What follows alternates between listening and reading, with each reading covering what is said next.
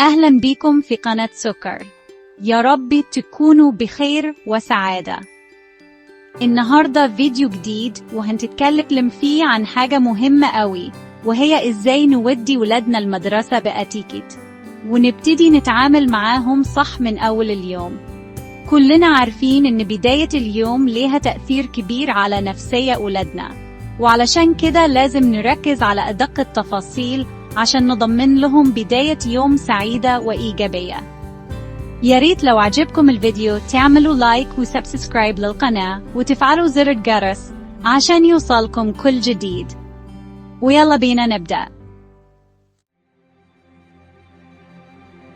أول حاجة لازم نتفق عليها إن ولادنا ما يروحوش المدرسة وهم زعلانين مهما كان السبب. لازم نبدأ يومهم بنفسية حلوة ونضمن إنهم رايحين المدرسة وهم مرتاحين.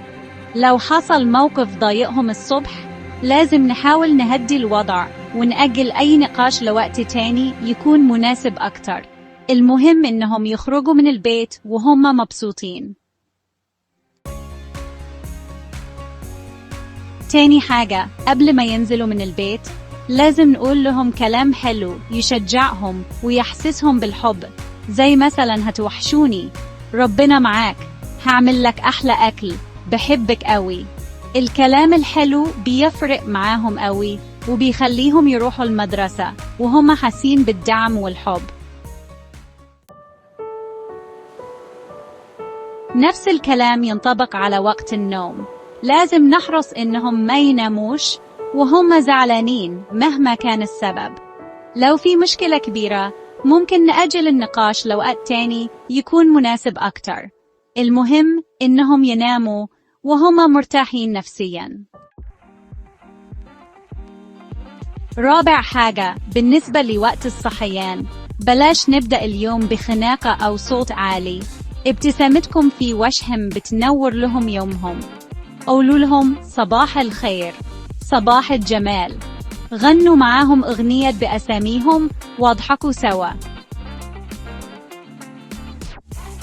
خامس حاجة، لما يرجعوا من المدرسة استقبلوهم بابتسامة حلوة وقولوا لهم كنتوا وحشني قوي، حمد لله على السلامة يا حبايبي. الحنية الزيادة مش هتبوظ ولادنا، بالعكس هتقوي علاقتنا بيهم. سادس حاجة، لما تكونوا مستعجلين بلاش تذكروا الولاد بأي مهام. خلصوا كل حاجة قبل ما يرجعوا من المدرسة. مش ذنبهم إنكم مستعجلين عشان تصرخوا فيهم وتستعجلوهم. لا لا لا، شجعوهم وقدروا مجهودهم. مش كل حاجة الدرجات. المدرسة فترة مؤقتة، لكن علاقتكم بيهم عمرها.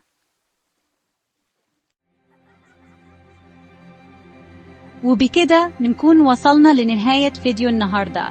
أتمنى يكون عجبكم واستفدتوا منه، ولو عندكم أي نصايح تاني تخص التعامل مع الولاد ياريت تشاركونا بيه في الكومنتات. ما تنسوش تعملوا لايك للفيديو لو عجبكم وتشتركوا في القناة عشان يوصلكم كل جديد. مساءكم كله حب.